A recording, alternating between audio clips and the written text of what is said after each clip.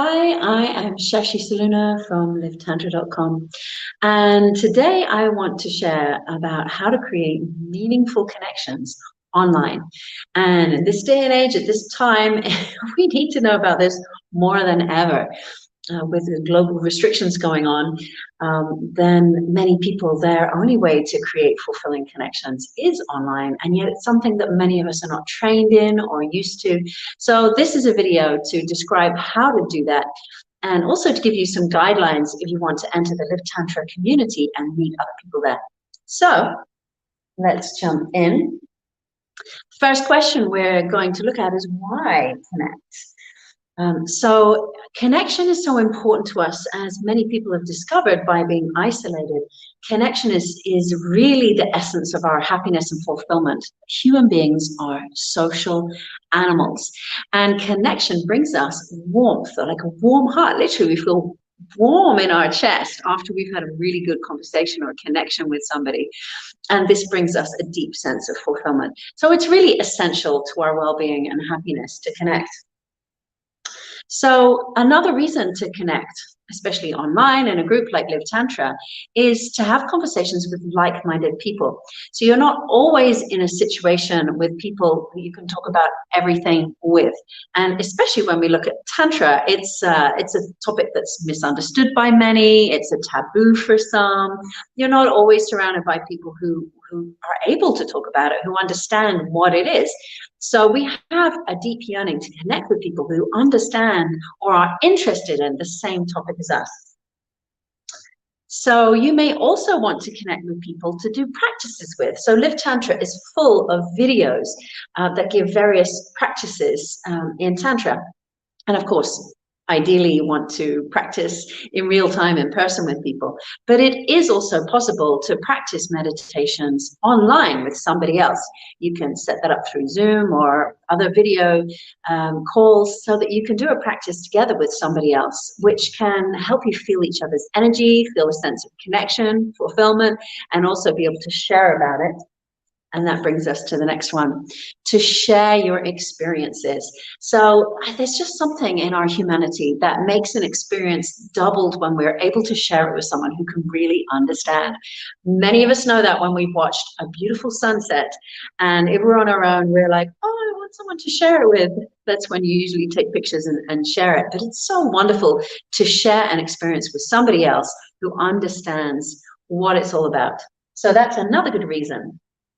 And another final reason for joining a group like the Live Tantra community is for dating. And I think that needs to be mentioned. So sometimes you just want to connect on a friendship level with people, but there is a genuine desire and need in us as humans to connect with people on an intimate level. And of course, this intimacy can only go so far online. But these days, more and more people are meeting the love of their lives online, or at least great partners. They're meeting them online. So it's a wonderful place to begin a connection that you may later take into a physical connection, into a real-time connection. But we need to know how to navigate the online world and how to make those connections happen and how to make them really work. So let's have a look at what can go wrong. I think this is a really important topic for us to have a look at first, because maybe you have a longing to connect for one or all of those reasons, but you have fears, you have kind of concerns and anxieties, and they may be quite genuine. So we'll look at some common ones. So I think a really big one for us is sharing something that's vulnerable and feeling judged for it. So many of us long to be seen. We long to share our hopes, dreams, desires, fantasies, things we're interested in, our longing for connection.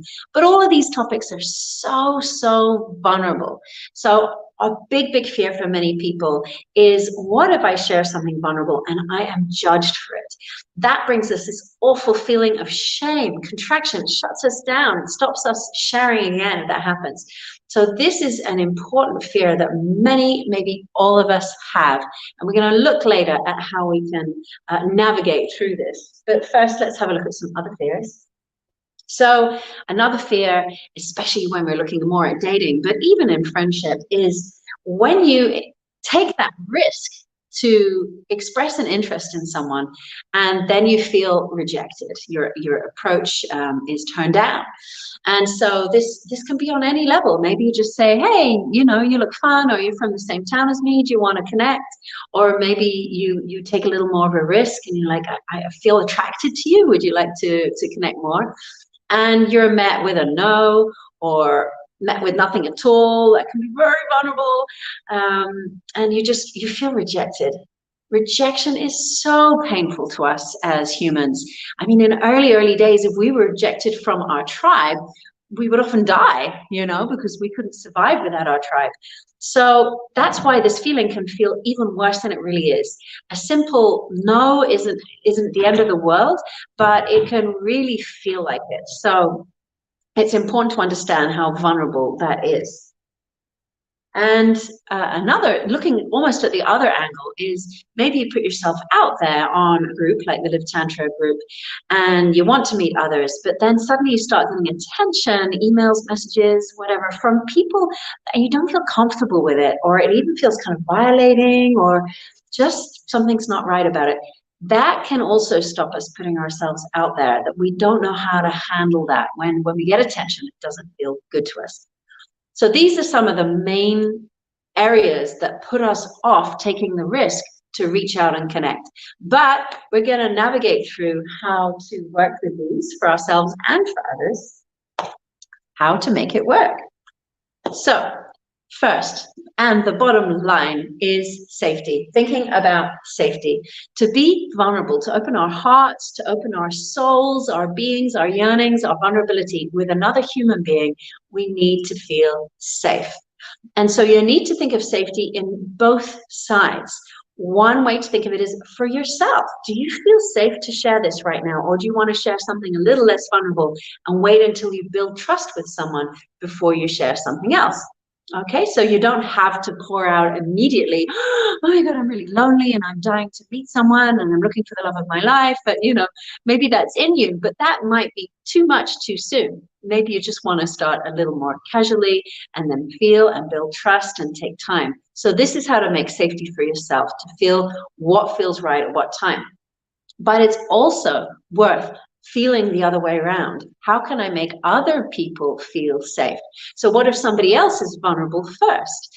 Well, you might respond by laughing at them, rejecting them, shutting down, making some kind of rude comment, or, you know, whatever. You might just respond in a way that isn't that friendly. But I would really encourage you, I think this is a golden rule of Tantra: hold space for vulnerability, hold space for your vulnerability, hold space for others' vulnerability. This is the only way for us to live in a loving space, in a loving environment. This is really what Tantra is all about. And so that means if somebody is vulnerable and approaches you, even if you're not into them, take care with their feelings. Take care to make it safe. Thank you for sharing. I'm really touched. I'm not interested in moving into intimacy with you, but I'm really touched and thank you for your courage. For example, is better than laughing at someone or ghosting them or so on. So this is really a bottom line to make an amazing space for connection online: safety. So another thing we need is clear boundaries. We need to be clear. So there's no point in being like nice if you're dishonoring your own truth. You don't owe anyone that niceness. You don't owe anyone anything like that. And this is where our boundaries become really hazy. So instead of trying to be a pleaser or not really saying what you want, learn to have clear boundaries. You really can't enter into the world of intimacy or the world of Tantra if you're not willing to take responsibility for your own needs through expressing boundaries. So please practice this.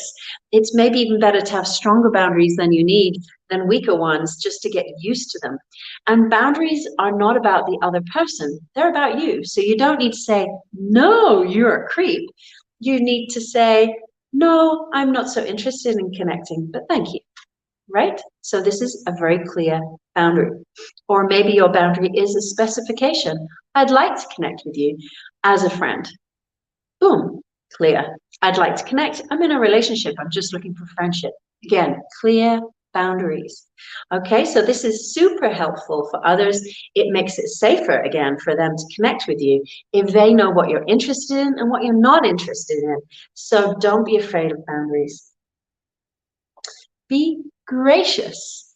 So when somebody else gives you a no, if you say, hey, I'd like to connect, and somebody says, no, I'm not interested, rather than, you know, protecting our delicate vulnerability by saying, what's wrong with you? Or you're a prude, or some very ungracious comment, it's a wonderful practice to just learn to say, thank you. Or even, thank you for honoring your boundaries. Thank you for being true to yourself. An amazing practice. So you come across this a lot in Tantra, where many groups, you actually practice being rejected and being able to say, thank you for honoring your no. So this is graciousness. And another thing is, of course, it's not all about boundaries and no and I don't want. Sometimes we really do want something. So it's good to make very clear requests. What you don't want to do is be in a kind of murky space, which can come across as seduction or manipulation or unclarity.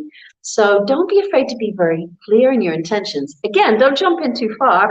I would love to be the love of your life. I'd like to be soulmates with you. And, you know, this is not what I mean. But more a clear request. I'm really interested in connection.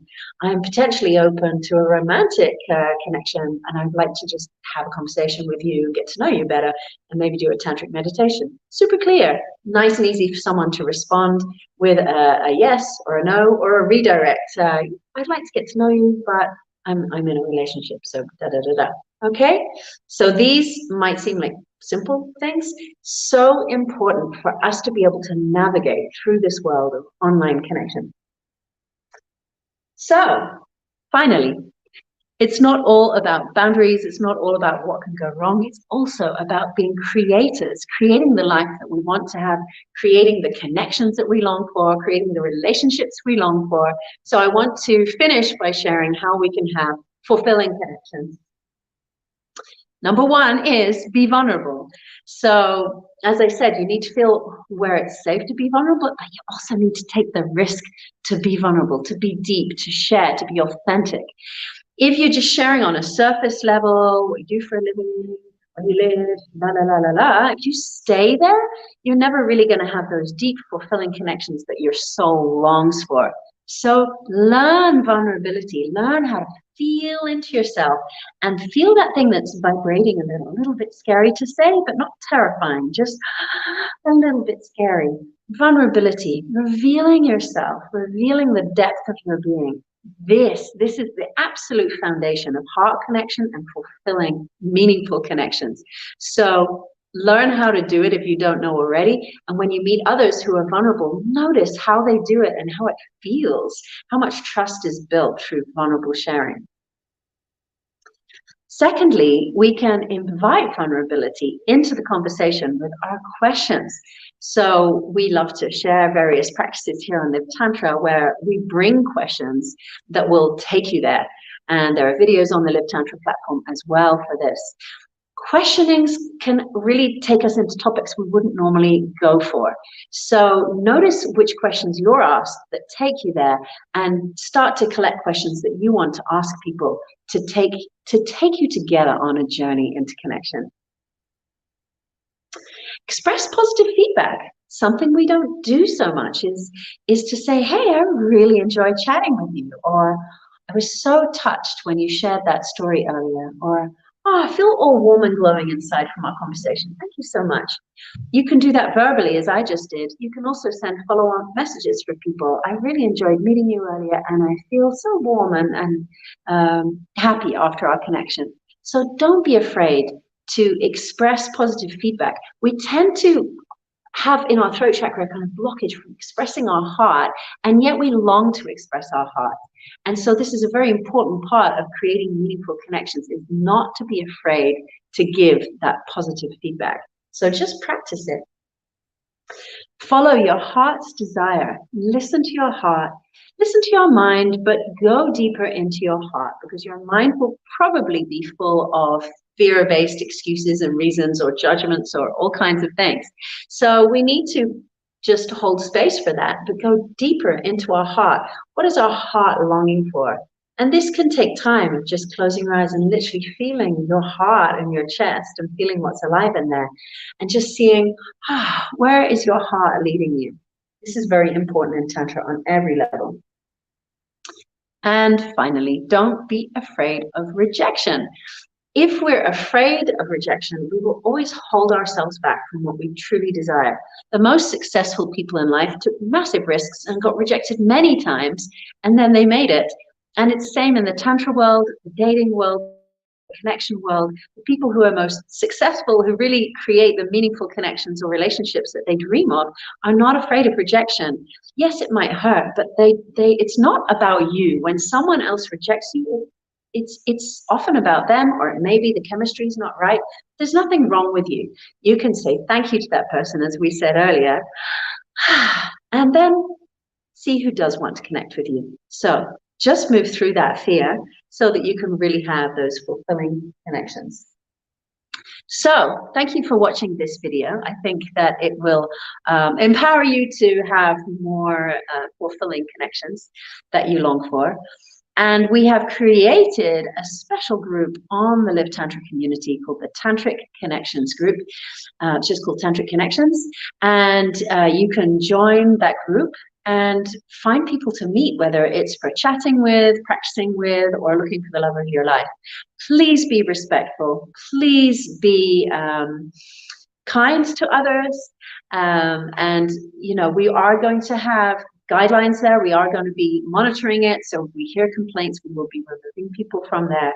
But we really want this to be a safe and yet fulfilling and rewarding space for everybody who goes there. So go forth, connect, enjoy, and I hope you meet many beautiful kindred spirits. Thank you for listening.